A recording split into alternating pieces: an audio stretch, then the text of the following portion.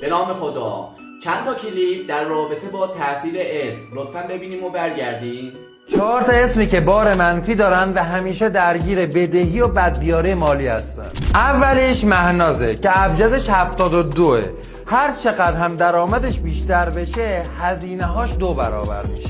دومیش امیره، ابجدش 49. هر وقت یه پولی براش میاد در جا همون لحظه یه هزینه غیر منتظره هم براش میاد، مثل خرابی ماشین. سومیش ساراست، ابجدش 56. هر پولی که به دست میاره بی خیر و برکته، همیشه خرج چیزای الکی و بیهوده میشه. چهارمیش نیماست، ابجدش 60. هیچ پولی تو حساب این آدم نمیمونه، حتی اگه چند میلیارد باشه. اسم ما عامل تعیین کننده موجودی حساب ماست. اسمی که داری رو اینجا برام کامنت کن تا بهت بگن جز کدوم دسته از اسامی هست. 4 تا اسمی که بار منفی دارن و همیشه درگیر بدهی و بدبیاری مالی هستن. اولیش مهناز، ابجدش 72 که هر چقدر درآمدش زیاد بشه هزینه‌اش 2 برابر میشه. دومیش امیر، ابجدش 49.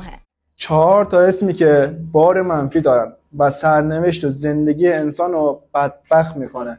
اولیش زینبه که 99% توی زندگی دچار بدبختی و مصیبت زیاد میشن. دومی میتراه. خب این موج جدیدی که در رابطه با تاثیر اسمها در فضای مجازی شروع شده و همه دارن به نوعی از همدیگه کپی برداری میکنن، اینها اصلا درست نیستش و فرمولی که باهاش کار میکنن، باهاش خوب و بد اسمها رو تعیین میکنن. مثلا میگن که این اسم اشرافی هستش، این اسم نمیدونم حادثه ساز هستش.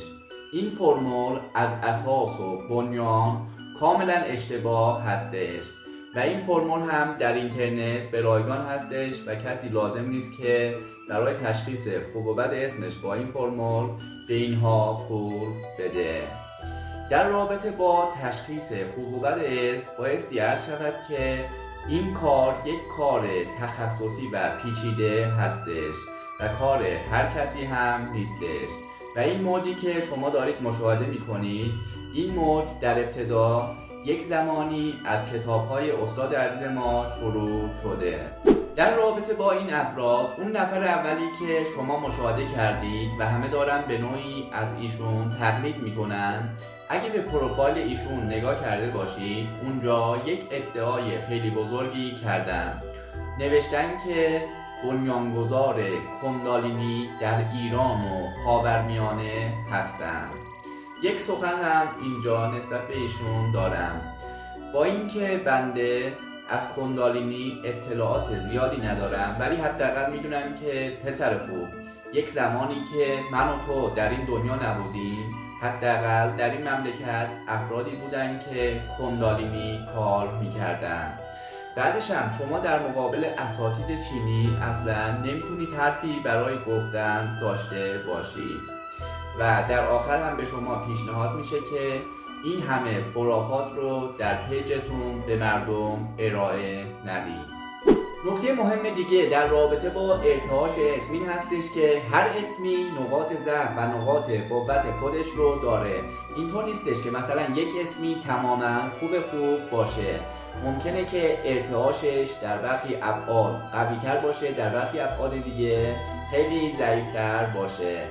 مثلا این دوستانی که در مورد اسامی مثال آوردن، گفتن که اسم مهناز جزو اسمهایی هستش که بدبیاری مالی تو زندگیشون میارن.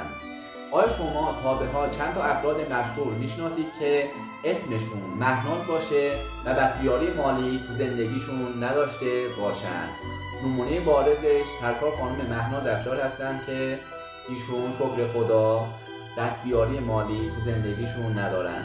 یا در مورد اسم سارا گفتن که اینها هم بدبیاری مالی تو زندگیشون میارن.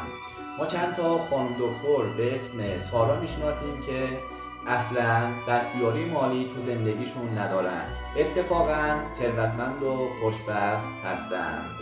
پس این دوستانی که در مورد اسامی حرف میزنن، حتی اگه از روی شانس 1% هم بگیم که درست بگم، اون ادله و مبنای علمی رو ندارن که بگن چرا این اسم بد هستش و چرا این اسم خوب هستش.